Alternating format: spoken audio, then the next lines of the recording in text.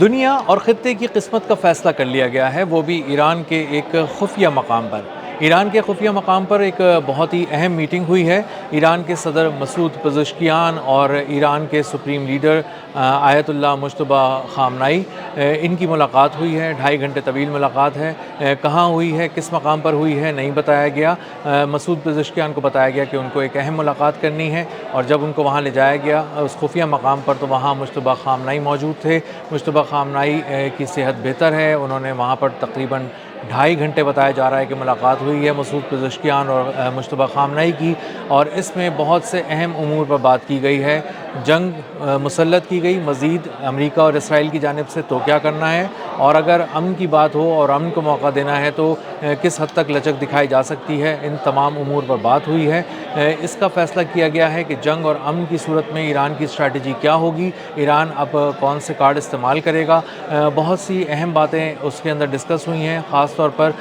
داخلی سلامتی کی صورتحال کے ایران کو انٹرنل کون سے چیلنجز درپیش ہیں اور کس طرح کے جو نقصانات ہوئے ہیں جنگ کے دوران، وہ اس کے بارے میں مسعود پزشکیان نے مجتبیٰ خامنائی کو بتایا۔ اس کے علاوہ انہوں نے بتایا کہ ایکسٹرنل تھریٹس کون سی ہیں، بیرونی خطرات کیا ہیں، کہاں کہاں سے ہیں، کون کون سی سرزمین ایران کے خلاف استعمال ہوتی رہی ہے، اب مزید کہاں کہاں سے چیلنجز جو ہیں وہ درپیش ہیں، اور کہاں کہاں سے ممکنہ طور پر ایران کو چیلنجز کا سامنا ان ممالک کی جانب سے یا ان سرزمین کی جانب سے کیا جا سکتا ہے۔ اس کے بارے میں انہوں نے بہت ہی تفصیل سے ان کو آگاہ کیا۔ اس کے ساتھ ساتھ آبنائے ہرمز کی صورتحال کے بارے میں بات کی کہ اس پر ایران کا کنٹرول کس حد تک ہے، ایران وہاں پر کیا کر رہا ہے، ایران کی اسٹریٹجی کیا ہے۔ پرشین گلف اسٹریٹ اتھارٹی جو انہوں نے بنائی ہے، جو سب چیزوں کو کی نگرانی کر رہی ہے، ٹول فی وصول کر رہی ہے آبنائے ہرمز سے، اس کے بارے میں ان کو تفصیل سے بتایا گیا۔ اس کے بعد یہ بات بھی ہوئی کہ کس طرح امریکہ نے وہاں ناکہ بندی کی ہوئی ہے، اور امریکہ نے اپنے کس طرح 10,000 فوجی پہلے بلائے اور اس کے بعد ان کی تعداد بڑھا کر 15,000 کر دی۔ کون کون سے کیریئر اسٹرائک گروپس کہاں کہاں موجود ہیں، کس کس طرف سے خطے میں امریکہ جو ہے وہ اپنا زور بڑھا رہا ہے، اور امریکہ جو ہے اپنی گرفت مضبوط کرنے کی کوشش کر رہا ہے خلیج فارس اور خلیج عمان میں، اور کس طرح اس کی ناکہ بندی کو توڑا گیا ہے، کس طرح مؤثر حکمت عملی اور تدبر کے ساتھ اور بہت ہی پریسائز ایکشنز کے ساتھ اس کو کس طرح سے ناکام بنایا گیا ہے، اور اس حد تک ناکام بنایا گیا ہے کہ اب امریکہ کی ناکہ بندی کے نام پر فوجی تو موجود ہیں آبنائے ہرمز میں، لیکن وہاں پر عملی طور پہ وہاں کچھ نظر نہیں آ رہا۔ جو جہاز ہیں وہ آرام سے گزر رہے ہیں امریکی ناکہ بندی کو عبور کر کے، اور ایران سے بات کرنی پڑ رہی ہے جس بھی تجارتی جہاز کو، جس شپنگ لائن کو اپنے جہاز آبنائے ہرمز سے گزارنے ہیں، وہ ٹول ادا کر کے وہاں سے گزار سکتا ہے اپنے جہاز، اور ایرانی پاسداران انقلاب اس کو اپنے حفاظتی اظہار میں وہاں سے گزار رہے ہیں۔ اس کے ساتھ ساتھ جو مسعود پزشکیان نے ڈیٹیل میں بتایا کہ کس طرح جو امن مذاکرات ہیں وہ اس وقت کس مرحلے پر ہیں، کون کون سے جو کردار ہیں، کس ملک کا کس میں کیا کردار ہے، اور ایران اس میں کس حد تک لچک دکھا چکا ہے، ایران نے کون کون سی شرائط پیش کی ہیں،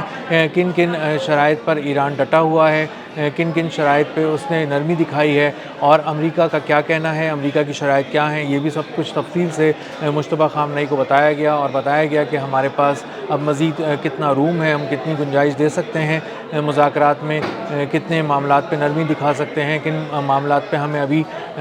مزید مضبوطی سے جمے رہنا ہے۔ تو مجتبیٰ خامنائی نے ان تمام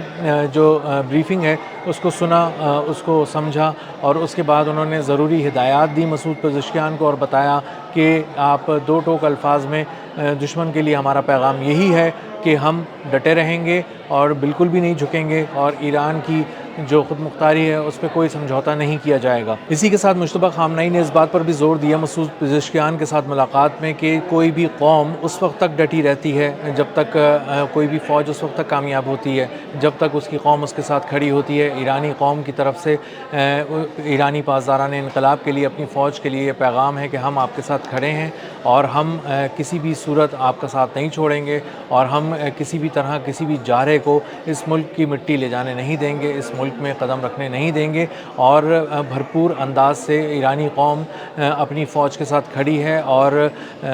کاندھے سے کاندھا ملا کے کھڑی ہے، سیسا پلائی دیوار کی طرح کھڑی ہے اور دیکھیں گے آنے والے دنوں میں کہ دشمن کسی بھی طرف سے حملہ آور ہوتا ہے تو اس کے لیے ہمارے پاس کتنے سرپرائزز ہیں۔ مسعود پزشکیان نے یہ بھی بتایا کہ ہم اس وقت ایران کے پاس کون کون سے آپشنز ہیں، اگر کس طرح کا حملہ کیا جا سکتا ہے، ممکنہ طور پہ کس طرح کی اطلاعات ہیں کہ اگر حملہ ہوتا ہے، جنگ دوبارہ مسلط کی جاتی ہے تو اس کی نوعیت کیا ہوگی، اس کے نئے اہداف کیا ہوں گے اور کس طرح اسرائیل جو ہے اس کے بارے میں بھی رپورٹس آ رہی ہیں کہ کس طرح وہ فالس فلیگ آپریشن کی تیاری کر رہا ہے اور ایران میں امریکہ کے نام پہ بہت بڑا ایک منصوبہ بنا رہا ہے جس میں بہت سے ایسے رہنما بھی ہیں جن کو نشانہ بنایا جا سکتا ہے ممکنہ طور پہ۔ تو یہ ساری باتیں بھی جو اس ملاقات کا حصہ رہیں اور اس میں بات ہوئی، اور اس کے ساتھ ساتھ جو ایران مزید بتا رہا ہے پچھلے کئی دنوں سے کہ اس کے پاس بہت سے ایسے آپشنز ہیں جو وہ سرپرائز کے طور پہ اگلے کسی بھی حملے کی صورت میں استعمال کرے گا اور کن اہداف کو نشانہ بنائے گا، اس کے بارے میں بھی تفصیل سے بات ہوئی۔ ایرانی قیادت اس کو آپس میں ڈسکس کر رہی ہے اور مستقل طور پہ دیکھ رہی ہے کہ کون کون سے ایسے سرپرائزز ہیں جو دشمن کو دیے جا سکتے ہیں ممکنہ کسی بھی حملے کی صورت میں، اور یہ سرپرائزز جو ہیں وہ پہلے سے زیادہ شدید، تیز اور مؤثر ہوں گے اور مختلف ہوں گے اپنی نوعیت کے حساب سے، اور دشمن جو پہلے دیکھ رہا تھا کہ وہ کس طرح سے وہ کہاں کہاں چوٹ کھا چکا ہے، تو اب وہ چوٹ جو ہے وہ کچھ جگہوں پہ تو دوبارہ دی جائے گی، لیکن بہت سی جگہیں ایسی ہوں گی جو خود دشمن نے بھی نہیں سوچی ہوں گی کہ کس طرح سے ایران اس کو اٹیک کرے گا اور کس طرح اس کو نشانہ بنائے گا۔ اور ظاہر ہے کہ وہ اگر کچھ نئی چیز کرنے جا رہے ہیں تو یہ امریکہ کے لیے بھی ایک الارمنگ سچویشن ہے، اور اسی لیے ڈونلڈ ٹرمپ پریشان نظر آتے ہیں، اسی لیے وہ جھجکتے ہوئے نظر آتے ہیں اور وہ کسی نئی جنگ میں اسی لیے کودتے ہوئے نظر نہیں آ رہے ہوتے کیونکہ اب خلیجی ممالک بھی ان کا ساتھ نہیں دے رہے ہیں اور خود سعودی عرب نے بھی ان کو شٹ اپ کال دی ہے، بہت واضح الفاظ میں کہا ہے کہ ہم اپنی زمین کسی بھی پروجیکٹ فریڈم کے لیے استعمال نہیں کرنے دیں گے، اس پروجیکٹ فریڈم کے نام پہ جس میں آپ کہہ رہے ہیں کہ ہم ابنائے ہرمز سے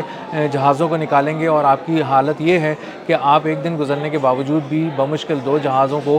کہہ سکے کہ تم یہاں سے گزر جاؤ، اور اس کے لیے جو قیمت آپ کو ادا کرنی پڑی وہ ایک ایسے اپنے جنگی جہاز کی صورت میں ہے جس پہ ایک میزائل آ کے لگا اور اس پہ آگ بھڑک اٹھی اور اس کو وہاں سے ابنائے ہرمز کے قریب سے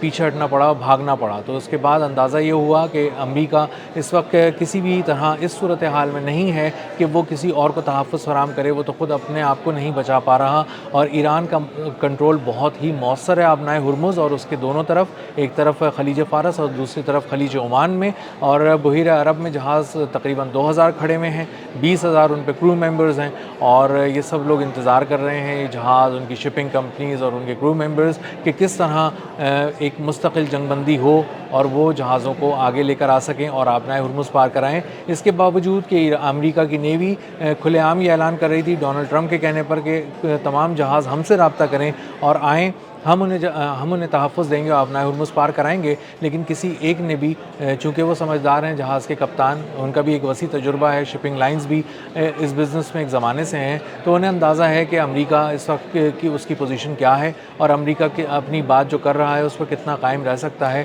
اور اسی لیے کسی نے بھی اس پہ عمل نہیں کیا اور اپنے جہازوں کو انہوں نے ابنائے ہرمز سے دور ہی رکھا۔ ایک ویسل آیا تھا 2 دن پہلے قریب آیا، اس پہ ایک آگے پروجیکٹائل لگا جس کو کروز میزائل بھی کہا جا رہا ہے، اور اس میں آگ لگ گئی، کچھ جو اس کے کرو ممبرز ہیں وہ زخمی ہوئے ہیں۔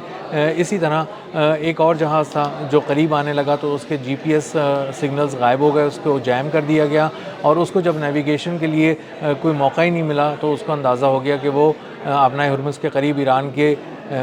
اثر میں آ چکا ہے اور وہ اس کے ساتھ ہی واپس پلٹ گیا۔ تو ابنائے ہرمز پہ جو کنٹرول ہے، جو گرفت ہے ایران کی، وہ واضح طور پہ مشتبہ خامنہئی کو بتائی گئی ہے۔ مسعود پزشکیان نے براہ راست بتاتے خود ان کو بریفنگ دی ہے اور ان کو بتایا ہے کہ ایران کی اسٹریٹجی پہلے کیا رہی، اب کیا ہے اور آگے کیا ہو سکتی ہے، اور ان تمام جو اسٹریٹجیز ہیں، حکمت عملیاں ہیں، ان کو سن کر مشتبہ خامنہئی نے اطمینان کا اظہار کیا، اور مشتبہ خامنہئی نے یہی پیغام دیا کہ دشمن کو یہ واضح طور پہ بتا دینا چاہیے کہ ہم جھکیں گے نہیں، ایران نہیں جھکے گا، ایران اپنی فوج کے ساتھ کھڑا ہے، ایران کے عوام اپنی فوج کے ساتھ کھڑے ہیں اور کسی بھی قسم کے دباؤ کو یکسر مسترد کرتے ہیں، اور کسی بھی دباؤ میں اگر کوئی جلد بازی میں ہم کوئی ایسا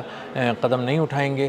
جو ایران کے مفاد کے خلاف ہو. تو یہ آج کی ایک بہت اہم ملاقات ہے، اور اس سے یہ بھی پتہ چل گیا ہے کہ 2.5 گھنٹے طویل ملاقات میں اگر مسعود پزشکیان اور مجتبیٰ خامنہئی آپس میں گفتگو کر رہے ہیں، بات چیت کر رہے ہیں اور بہت اچھے اور خوشگوار ماحول میں کر رہے ہیں، تو اس کا مطلب یہ ہے کہ مجتبیٰ خامنہئی سے متعلق جو افواہیں پھیلائی گئیں کہ ان کی صحت اچھی نہیں ہے، ان کی صحت خاصی بری ہے، وہ اب اس قابل نہیں ہیں کہ بات کر سکیں، اور وہ اس قابل نہیں ہیں کہ کسی طرح کی ہدایات دے سکیں، یہ ساری افواہیں آج دم توڑ گئی ہیں. آج کی ملاقات ایک انتہائی غیر معمولی ملاقات تھی، انتہائی اہمیت کی حامل تھی. آج یہ بات طے کر لی گئی ہے کہ کس طرح ایران اپنی آئندہ آنے والے دن ہیں اس میں اس کی حکمت عملی کیا ہوگی، امن کی صورت میں بھی، اور اگر جنگ مسلط کر دی جاتی تو اس کی صورت میں بھی. اور دشمن کو بھی آج ایران کے خفیہ مقام سے دو ٹوک پیغام چلا گیا ہے کہ اگر بات کرنی ہے تو امن کی کرنی پڑے گی، اور اگر جنگ مسلط کی گئی تو منہ توڑ جواب ملے گا، سرپرائزز ملیں گے اور ناقابل تلافی نقصان اٹھانا پڑے گا. اب تک کے لیے اتنا ہی. ملتے ہیں اگلے ولاگ میں کسی نئی خبر، کسی نئے تجزیے اور نئے زاویے کے ساتھ. اللہ حافظ.